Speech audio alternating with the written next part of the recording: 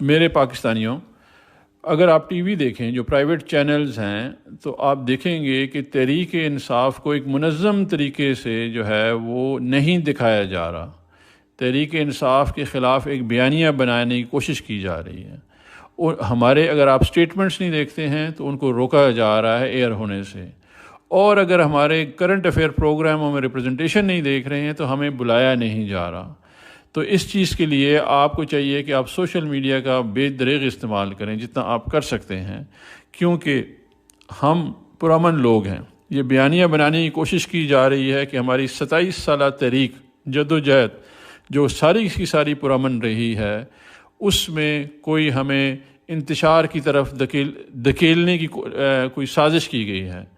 یہ ایگزیکٹ وہی ماڈل ہے جب ماڈل ٹاؤن ہوا 2014 میں، اور اس کے بعد گلو بٹ آئے اور انہوں نے گاڑیاں توڑیں، اور یہ وہ آپ نے کل بھی یہی دیکھا.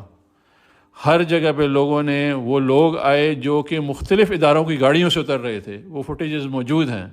تو بالکل بھی آپ اس چیز سے پریشان نہ ہوں. انہوں نے ہمارے پر سیاسی مقدمے پہلے بھی کیے ہیں، آج بھی انہوں نے مقدمات ہمارے پر کیے ہیں جن میں بغاوت، دہشت گردی، قتل، ناموس رسالت صلی اللہ علیہ وسلم کے اوپر ہر طرح کے انہوں نے کیے ہیں. یہ ایک بیانیہ بنانے کی کوشش کر رہے ہیں. 80 کے قریب وزراء صبح سے پریس کانفرنس کر چکے ہیں، ISPR کی سٹیٹمنٹ بھی آ گئی ہے، اور آخر میں وزیر اعظم بھی تشریف لے کے آئے ہیں. لیکن ان کے اوپر کوئی بھی یقین کرنے والا نہیں ہے، کیونکہ ان کو پتہ ہے کہ یہ لوگ سچے نہیں ہیں. یہ جتنا بھی بیانیہ بنائیں یہ کامیاب نہیں ہوں گے. عمران خان غریب کے لیے کھڑا تھا، حق سچ پہ کھڑا تھا، اور آج بھی کھڑا ہے، جھکے گا نہیں. پرامن تحریک اپنی جاری رکھیں، اور اب جب بھی آپ ہمیں دیکھیں ہم ٹی وی پہ نہیں ہیں تو آپ سمجھ جائیں یہ پلان کیسا ہے.